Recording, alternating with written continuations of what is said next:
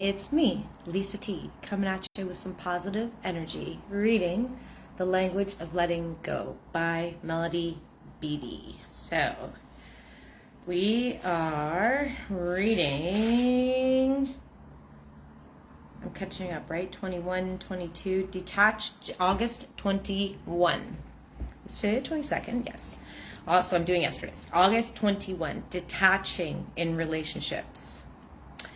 When we first become exposed to the concept of detachment, many of us find it objectionable and questionable. What is I remember my best friend, like 2, now maybe 3 years ago, telling me like loving detachment, Lisa, loving detachment, and I was like, what does that really mean? What does that look like in my experience? How does that play out? So I had to like think about like what that's all about, and then learn how to then behave through that, which is still a process.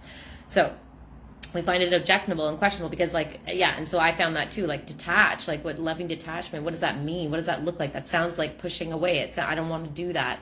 I don't want to detach. I want to attach to everything, right? So it sounds objectionable and questionable. So we may think that detaching means we don't care as well, right? Well, if I detach, then that means I'm not thoughtful, I'm not caring. We may believe that by controlling, worrying, and trying to force things to happen, we're showing how much we care. Yes, that was definitely my behaviors in the past.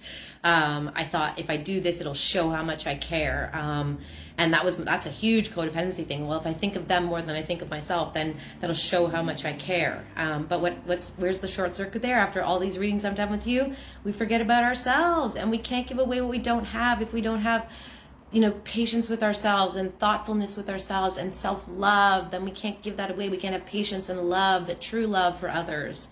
So it's got to begin with me.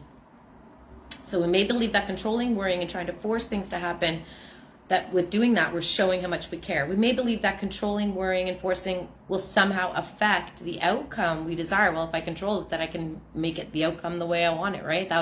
We got to let go of outcomes in general. It's really about living in the present moment and letting life show you what's required of you of this moment, and letting go of the outcomes and let the outcomes just happen. And the more when I do that, the better the results are. And it's the outcome.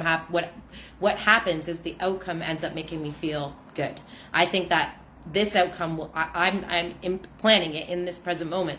That's the I think of the outcome that I want. I think that's the outcome that's going to bring me happiness, peace, and joy. And so then I try to control things to make a certain outcome. But when I let go and just let the outcome happen, the outcome is always better than what I had planned. So yeah, we think that we can by controlling, worrying, and forcing will somehow affect the outcome that we desire. Controlling, worrying, and forcing don't work. Even when we're right, controlling doesn't work. In some cases, controlling may prevent the outcome we want from happening. If you're controlling it, then you're not letting what should unfold, and then you're preventing the best possible scenario. So as we practice the principle of detachment with the people in our life, we slowly begin to learn the truth that detaching, preferably detaching with love, is a relationship behavior that works. We learn something else too, detachment. Letting go of our need to control people enhances all of our relationships. It opens the door to the best possible outcome, right? So we let the universe knows what it's doing. God knows what he's doing.